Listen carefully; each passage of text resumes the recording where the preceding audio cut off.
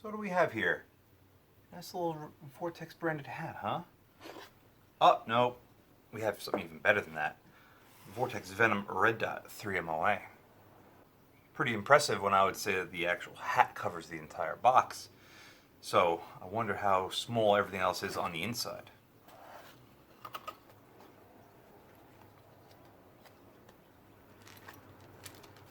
Cleaning kit, Glock MOS, and this little beauty. Full disclosure, I already had this out and operational and everything like that, which is why the plastic is ripped. But we can actually remove this entire piece from the box, set that aside, and take a closer look at everything else. This is tiny. This is really tiny. Smaller than the Burst Fastfire 3, only because the extruded exterior of it just has a different shape. Very lightweight. Literally as light as you can expect something like this to be. Optic, Picatinny rail base, which is the most important part for me because this is not going on a pistol. Or at least supposedly not going on a pistol. Nice little rubber overmold protector. We got our little Torx bit. Our plastic screwdriver, which is actually plastic handle, still a steel screwdriver. That's important to get the battery cover. We'll look at that in a sec. And I want to take 2 of the 3 screws out for mounting.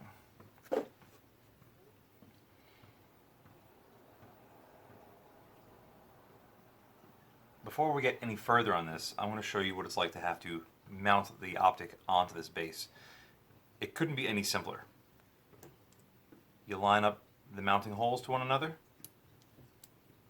put it on like so, drop 2 of the screws through the base of the red dot,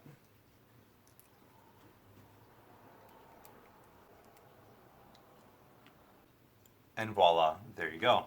Basically ready to go on top of any gun that you'd like and start using it. It really is that simple. I would recommend if you're doing this, if you're putting this on a high recoiling firearm, to put a little blue Loctite on those 2 screws. But other than that, you got the 4 screws on either end. The 4 dimples on either end that really keep it secure to the base. Simple cross bolt design. No real issues with it. Pretty slim profile, as you can see. This will not get in the way of basically anything that you put it on. Battery cover, however, is a bit of a pain in the butt.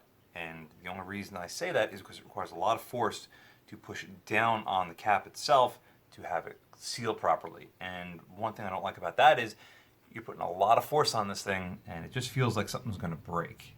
Nothing broke on for me, thankfully, but I can see some people getting a little unnerved from that. But the one nice thing is the battery cover is on top, not on the bottom, not on the side. So once you mount this thing, whether it be with a pick rail or if you're bolting this straight to the receiver of a pistol, you don't have to worry about taking it off to get the battery out. Really nice going for Vortex. Windage and elevation adjustment are as simple as it gets. There are 2 locations for that, both of which you use the screwdriver that came in the kit to adjust. There is a slight click and a pretty nice detent to each one of these marks, which I'd be lying to you if I told you I knew exactly what they were. I completely forgot. But needless to say, they feel really nice and they're completely flush. Nothing sticks out on this, so you don't have to worry about accidentally bumping it or having this get thrown off. The glass itself is pretty nice. There is a red tint to the front glass, which I'm a bit impartial about. I do find that it does reflect back at the user in certain light situations, especially around dusk. For whatever reason at night, it's just a little bit more prominent and definitely more noticeable. If you watch my review on the 6 Sawyer Romeo 5, you'd know exactly what I'm on about. For whatever reason, when I was filming a certain segment with that scope, it was around dusk, or 6, 7 p.m. Sun was already set, just a little bit ambient light going on. I was noticing red streaks coming back at me, and I thought it was something to do with the red dot itself. No, you shut it off and it was still there. I can tell you right now that even though it's not on yet, I can still have reflection of the battery cap coming back off the glass, and there is a red tint to it. So will that be an issue in daylight environments when I'm outside, or when it's darker than what currently is right now, we will come to find out soon. To turn it on, you have two arrows on the side, one up, one down. You quick click the up and it automatically comes on to the last power setting that you had it on.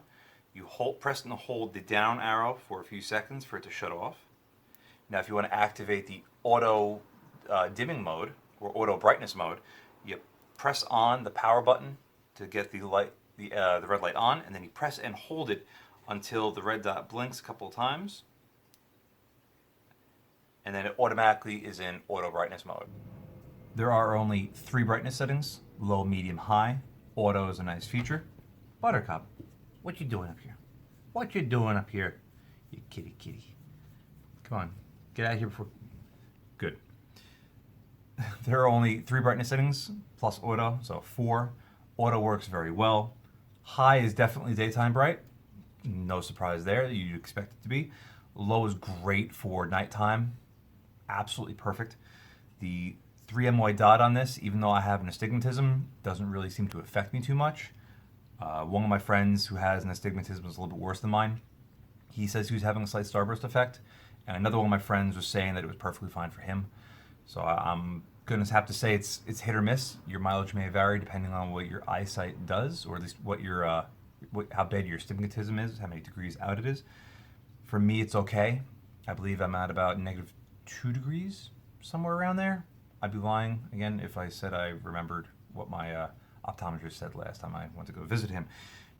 From what I've been able to experiment with the scope, I think it's pretty damn nice. Is it worth the $230 or so these go for on Amazon, including a hat? I would say that they're right up there. This is also a slight green-blue tint, but it's very minimal, especially in comparison to what the Burris was. And there is slight deformation and even a touch of magnification. But with an optic this small, with having a domed piece of glass, that is to be expected. The full review will find all the shortcomings of this scope and whether or not they will still appeal to you as a consumer. But for right now, for what you get, for the price, I think it's pretty damn nice. Brightness is more than good enough. Glass is pretty good. The auto brightness feature is excellent. It works very good. And Vortex's VIP warranty is, if you've watched my video on the Strike-Fire 2, is impeccable. Truly perfect. So you're not just buying a little tiny red dot when you buy something like this. You buy a whole lot more. That concludes this unboxing. Stay tuned for the full review, which will be coming out probably very soon. Thank you very much for watching.